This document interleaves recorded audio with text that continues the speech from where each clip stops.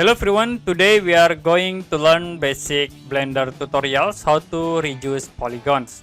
For example, we have this sphere object, and if you go to edit mode, you can see there are a lot of polygons or face in this mesh object.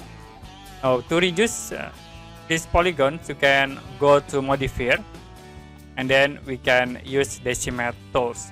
After it, you can check on unsubdivide.